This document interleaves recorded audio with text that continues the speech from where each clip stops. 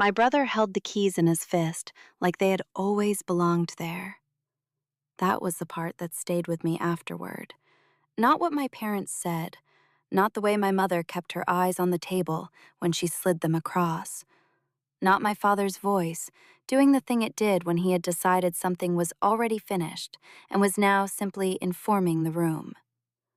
It was the way Garrett closed his hand around them. Easy, familiar, like catching something that had been thrown to him his whole life. The keys were on a plain ring, two of them, the front door and the deadbolt I had installed myself 3 years ago after the lock mechanism on the original started sticking in cold weather. I had paid a locksmith $40 to cut the spare. The spare had lived on a hook inside my kitchen cabinet ever since, in case of emergencies, in case I locked myself out, in case I needed someone I trusted to get in. My parents had taken it from the cabinet. I do not know when. I found out that evening, sitting at my mother's dining room table with the good placemats out, when my father cleared his throat and said they had been thinking, and that given everything, it made more sense for Garrett to have the house. He said it the way you say a thing you have already decided, not a conversation, a notification. I looked at the keys in Garrett's hand. I did not look at my parents. I did not say anything. My mother finally looked up. She said, "You understand, don't you? You've always been so practical about these things." Practical. The word they used when they meant, we knew you wouldn't make a scene. If you have ever sat at a table while your family handed away something that was yours and been called practical for not stopping them, stay with me. Like this, if you have ever had the thing taken and the composure used as evidence that you didn't mind. I'll be right back with you. I stayed for another 40 minutes. I ate the food. I answered when spoken to. When I left, I hugged my mother at the door the way I always did. In the car, I sat for a moment with my hands on the wheel and the engine off. Then I took my phone out. I had one unread message. It was from my attorney. It said, "Confirmed for delivery tomorrow morning, 9 a.m. I put the phone back in my bag, then I started the car and drove home to my house. The house had been mine for 6 years. Not mine the way children call things theirs, the bedroom, the shelf, the chair nobody else was supposed to sit in. Mine on paper. Mine in the county record. Mine with a deed that had my name printed on it in the particular permanent font of documents that are meant to outlast the people who sign them. I had bought it at 31 with a down payment I had saved over 4 years of doing without things I wanted so I could have the thing I needed. My parents had not contributed to the down payment. This is not a complaint. It is a fact. The kind of fact that becomes relevant only when someone tries to rewrite the history of an object they did not pay for. My mother had opinions about the neighborhood. My father had opinions about the square footage. Garrett had never seen the inside of the house until I invited him to a dinner 2 years after I moved in, at which point he stood in the kitchen and said it was smaller than he remembered, even though he had never been there before. I had done most of the work myself, not the structural things. I knew my limits.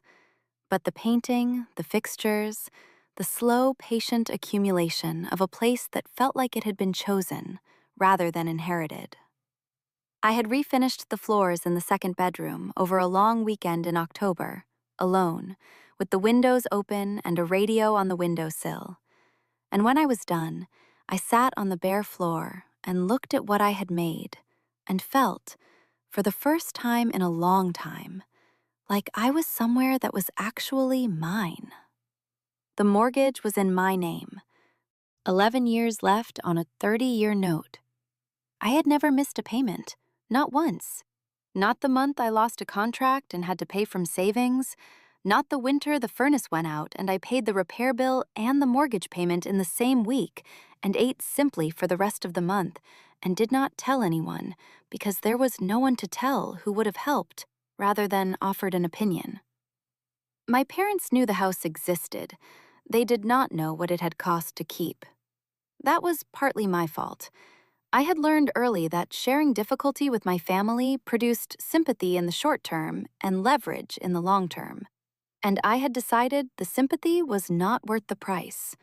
So I had been quiet. And my quietness had been read, as it always was, as an absence of need. Garrett had lived in 4 apartments in 6 years.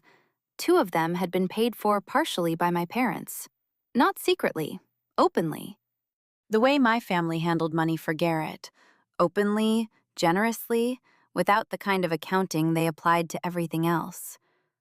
I did not resent this at the time. I tell it now only because it is the map of how my parents arrived at the decision they made at that dining room table. They had always provided for Garrett. They had always assumed I provided for myself. The difference, in their minds, had never been about fairness. It had been about who needed it. And somehow, over many years, I had convinced them so thoroughly that I did not need anything that they had arrived at the extraordinary conclusion that what was mine was simply available. I need to stop here. Most of what I'm telling you is true. Some details have been adjusted slightly, a timeline compressed, a name changed, because there are people in this story who are still in my life in complicated ways, and I am not interested in burning every bridge when some of them are still being rebuilt. I sometimes use AI to help me hold the sequence together when I tell something out loud that I've spent years carrying in pieces. None of that changes the deed. None of it changes the keys on the ring or the way my brother's hand closed around them.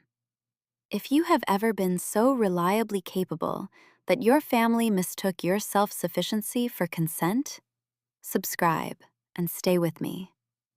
This part of the story is almost over. The next part is where the paper starts talking. The mortgage company had my name on file. The county assessor's office had my name on file. The homeowner's insurance, the utility accounts, the HOA, such as it was, 3 streets of modest houses with a shared agreement about fence heights and holiday decorations. All of it carried my name. Not my parents' names, not Garrett's.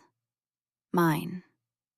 This matters because when my parents decided to give Garrett the house, they did not consult any of these documents. They consulted their own understanding of how the family worked. And in their understanding, the family worked like this. What belonged to one of them belonged to all of them.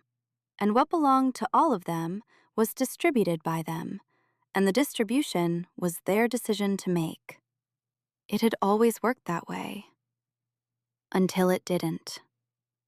I had known for 3 months that they were planning something. It had started with a conversation my mother had with my aunt that my cousin Carol had mentioned to me at a birthday dinner, offhandedly, the way people mention things they assume you already know. Carol had said, "Your mom was saying Garrett might be moving into your place?" I had kept my face still. I said, "She mentioned it." Carol said, Are you okay with that?" I said, "I'm handling it." She looked at me for a moment. Then she said, "You have that look." I said, "What look?" She said, "The one where you've already decided something and you're just waiting for everyone else to catch up." Carol had known me for 30 years. She was not wrong. I had called my attorney the following week. Her name was Patricia, and she had handled my closing 6 years earlier. And when I explained the situation, she was quiet for a moment. And then she said, "They don't have standing to transfer what they don't own." I said, "I know."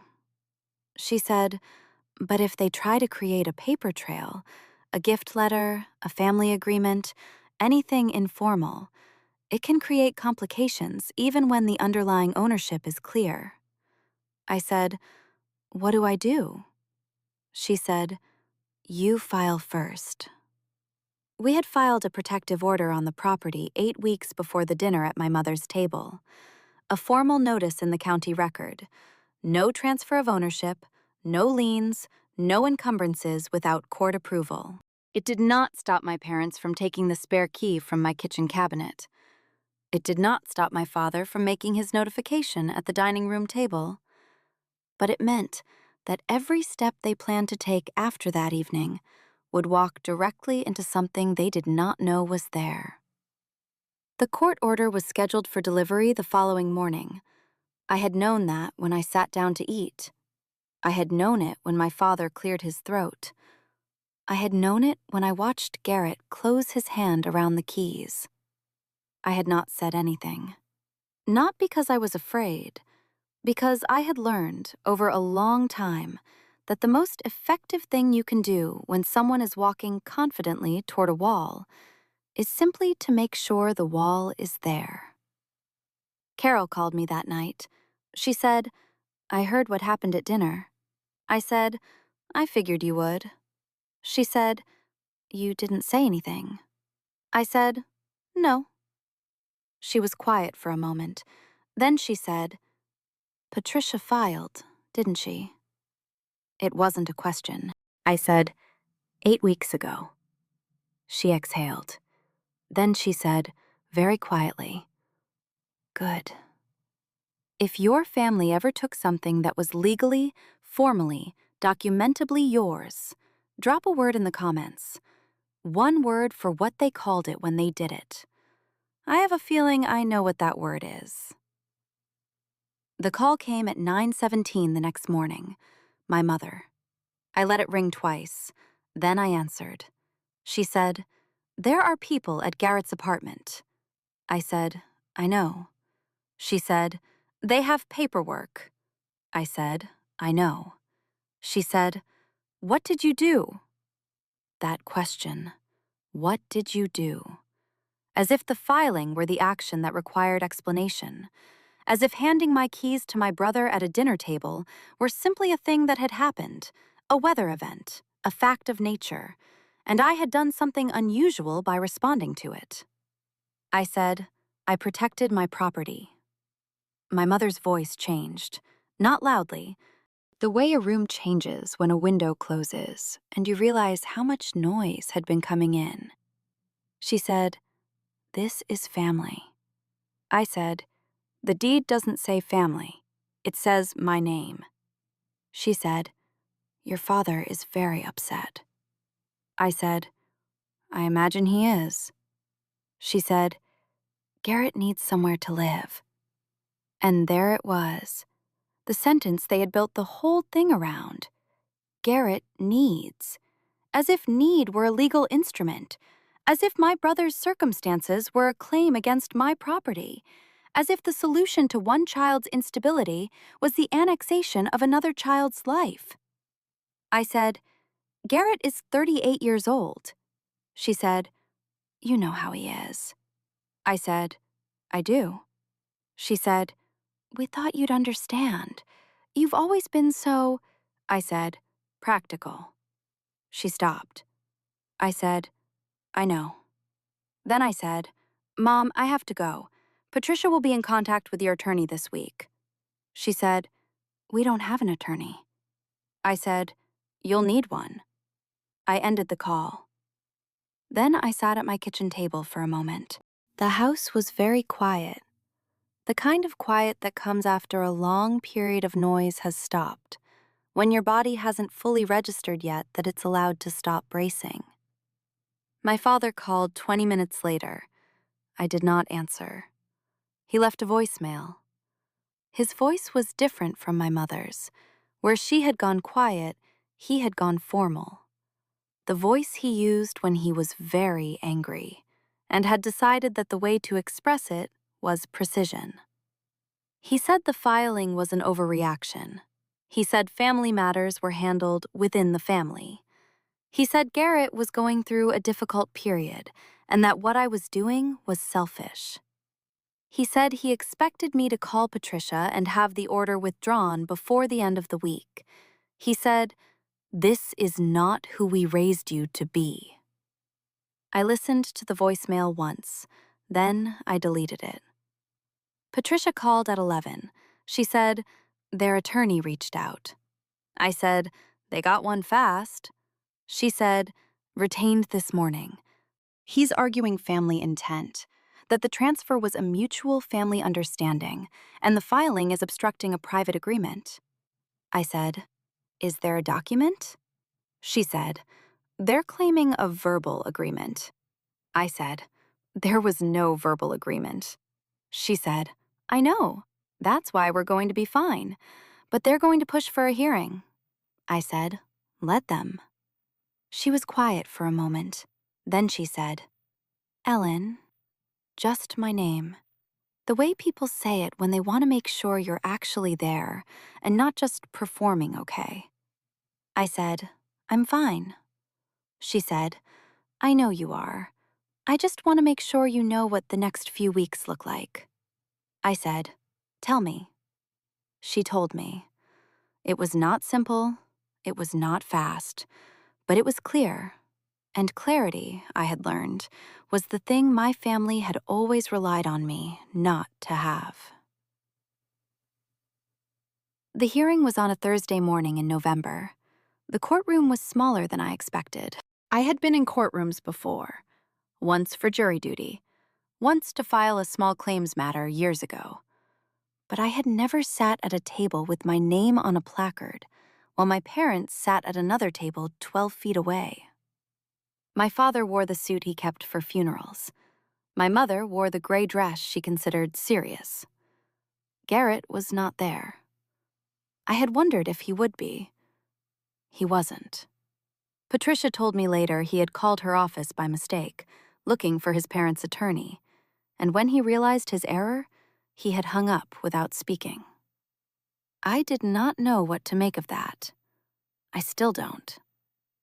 The judge was a woman in her 60s, with reading glasses on a chain, and the particular economy of movement that comes from spending years in rooms where people bring her their worst decisions and expect her to sort them out. She read the filing. She read the response. She asked my parents' attorney to summarize the family agreement he was claiming. He spoke for 4 minutes. He used the words long-standing understanding twice. He used family intention 3 times. He did not produce a document because there was no document, because the agreement he was describing had existed only in my parents' interpretation of a family dynamic that had never been written down because it had never been real. The judge looked at him over her glasses. She said, "Is there a written agreement?" He said, "The nature of family arrangements." She said, "Is there a written agreement?" He said, "Not in the traditional sense." She said, "Is there a written agreement? Yes or no?" He said, "No." She looked down at the file. Then she looked at Patricia. She said, "The deed." Patricia slid it across. The judge read it. She said, "And the payment history." Patricia produced 11 years of mortgage statements, every month, my name on every one. The judge looked at them for a moment, not long. She had seen enough documents in her life to read one quickly. Then she said, "The protective order stands. There will be no transfer of this property without the documented, notarized consent of the title holder." She looked at my parents' attorney. "Your clients are advised that any attempt to encumber, transfer, or otherwise alienate this property without that consent will be treated as contempt." My parents' attorney said, "Your Honor, if I may." She said, "You may not." The room was very quiet after that. I looked at the table in front of me, the placard with my name, the mortgage statements in their neat stack, 11 years of payments, every month, without missing one. I thought about the October weekend I had refinished the floors, the radio on the windowsill, the bare wood under my hands, the feeling of sitting in a room I had made and knowing it was mine. My father was looking at me from across the room. I met his eyes once, then I looked away. Not because I was angry, because there was nothing left in that direction that required my attention. Outside in the hallway afterward, my mother tried to speak to me. She said my name. I stopped walking. She said, "We didn't think you'd go this far." I said, "I know." She said, "Your father," I said, "Mom." She stopped. I said, "The deed has my name on it. It has always had my name on it. That was never going to change." She looked at me for a moment. Her eyes were wet. Not crying, just that particular shine that comes before crying when someone is trying not to. She said, "We just wanted to help Garrett." I said, "I know." Then I said the only other thing I had to say. I said, "Help him with something that's yours to give." Then I walked to where Patricia was waiting at the end of the hall, and we left. If your family ever told you that protecting yourself was the same as betraying them, I want to ask you something. Not what you did, what you wish you'd done sooner. Leave it in the comments. I'll be reading. The keys came back on a Friday. Not dramatically. My mother dropped them through the mail slot while I was at work. No note, just the keys on the entry floor when I got home, catching the afternoon light from the window beside the door. I picked them up, stood there for a moment. Then I put them back on the hook inside the kitchen cabinet. Same hook, same cabinet, the place they had always lived. I had thought, before all of this, that I would feel something larger when it was over. Vindication, maybe, or grief. Something with more shape to it than what I actually felt, which was quiet. Just very quiet. The particular quiet of a thing that has been wrong for a long time finally being set back to right. Patricia sent a summary of the court record the following week. 1 page. My name, the property address, the ruling, the date. I printed it. I put it in the drawer with the deed and the closing documents and the first mortgage statement from 6 years ago. The one I had kept because it was the first official proof that the house was mine. The drawer held the whole history now. Everything I had built and paid for and refinished and repaired and kept through the months I did not mention to anyone, because there was no one to tell. My parents called twice in the weeks after the hearing. Once my father, once my mother. I let both go to voicemail. Not because I intended never to speak to them again, because I needed a period of quiet in which the record could settle, in which the facts could stop being contested and simply be true, in which I could walk through my own front door without carrying the weight of what they had tried to do with it.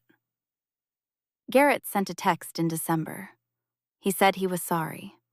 He said he hadn't known about the filing until after.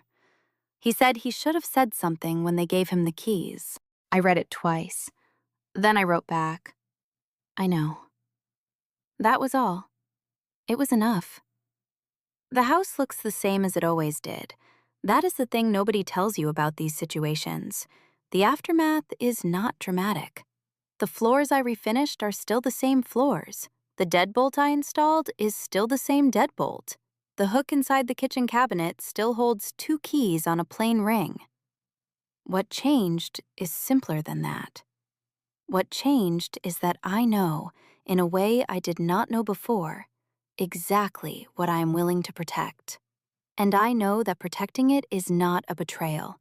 It is just the truth, finally given the paperwork it always deserved. Thank you for staying with me through this one. If you have ever been so reliably fine that your family mistook your self-sufficiency for permission, I hope you remember this. Capable is not the same as available, and available is not the same as yours to take. Subscribe if you want to stay with stories like this one. Leave a comment if any of this felt familiar. And if there is something with your name on it that someone has been treating as theirs, maybe it is time to find out what Patricia would say.